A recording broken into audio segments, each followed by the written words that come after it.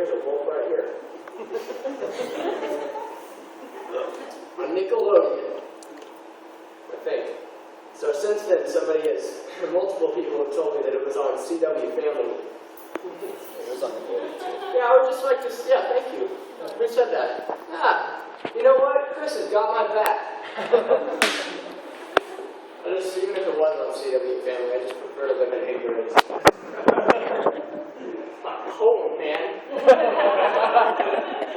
That stupid TV show made me so scared of werewolves, I was afraid to walk into the dark for months on end.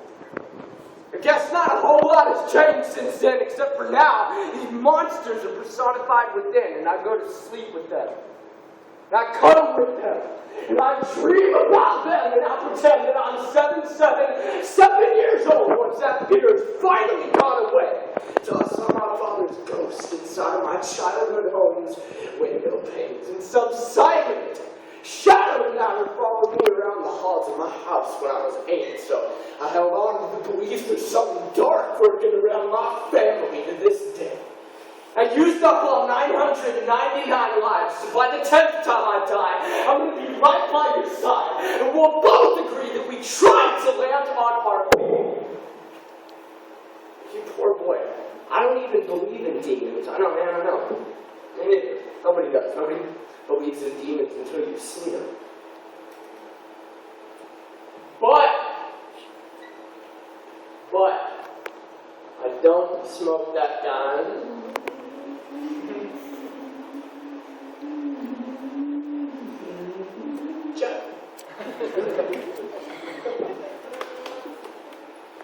And I'm not going to smoke that ganja.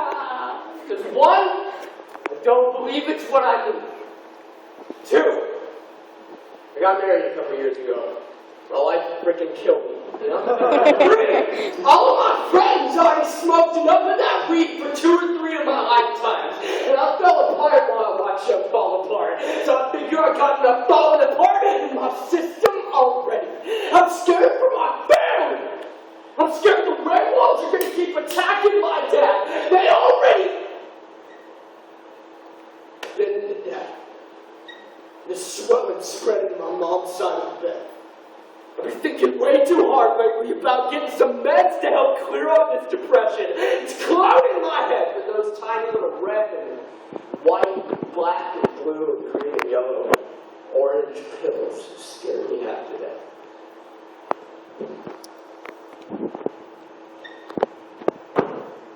When I was little, my mom, she hung this elephant on my wall.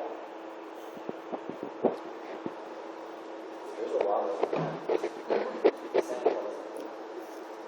a llama in the bathroom. Well, hold on. We'll just try this. Yeah.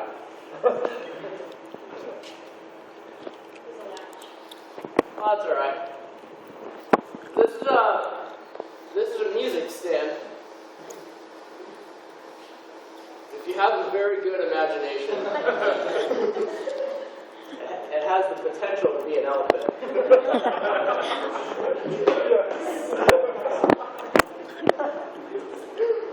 Yeah, you see it? Yeah. A big,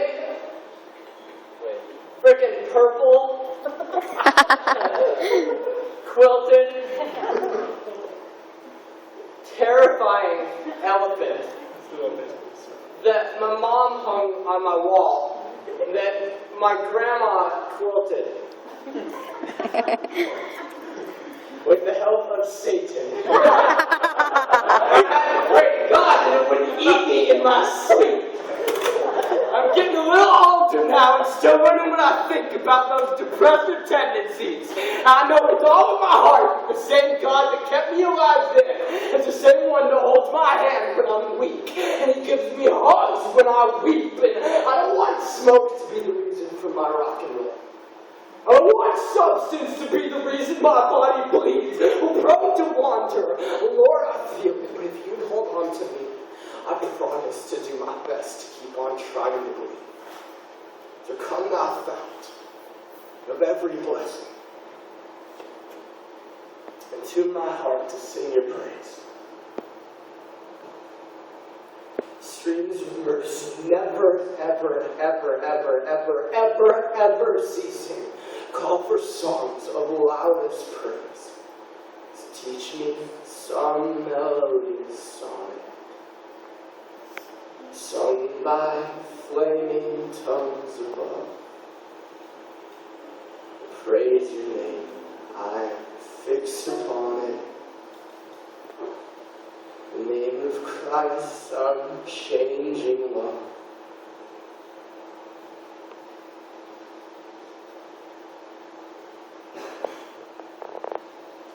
And praise your name, I fix upon it.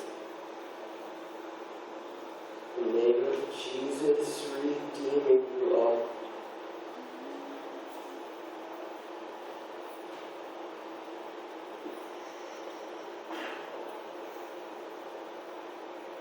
It's like the Spirit answered all of my prayers, and now I was listening to Him for it.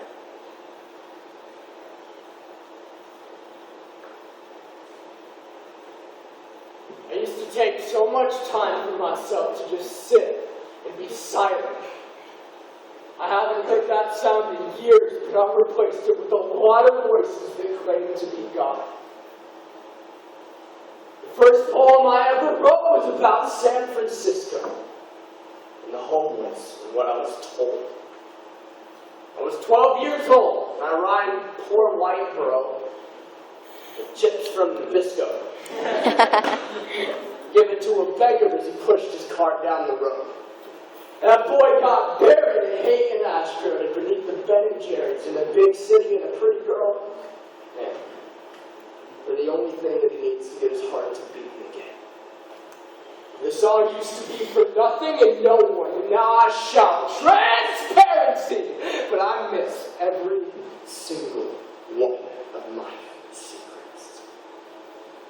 I would rather know pain than be numb, but then again, we ask for the opiates to numb the pain for us. Well, I always fall asleep to dream of mending up my wounds, then wait to spend the day reliving every bruise for the sake of a sad song or a sweet repose. Or seeing the blood flow from a stitching like it were a cavalry of demons in retreat, promising to leave me alone. They are liars. They're liars! The release has never been satisfying. The promise to fix what's been sown. We get bottled up like the alcohol gets bottled up, and then we bottle it up in us. I search for ways to define myself by some skeptical, a lack of trust, because if I can't trust in anything, I'm not to blame for my lack of movement. And I can abuse all of you, and all of your pity, and I can convolute. My sister used to sing when she was younger, but the world had got her throat, and she put that dream away while coming of age, acting as a servant, and questioned her home. When I was younger, I wanted to be a cowboy. Obviously. And then I wanted to be Superman, which should also be obvious. Great movie. And then I wanted to wear my fake green plastic snakeskin Walmart cowboy boots over my red inside-out underwear, you know, blue sweatpants, long blue sleeved shirt, sketchy red tattered bath towel cape with a rope thing and the iron-on Superman felt mom costume. Cowman. Well, I am a cowman. I said all of our fantasies about my wife to be were based upon things I should have never seen. So all of our fantasies about our wives to be were based on positions that should have never been idolized by our eyes.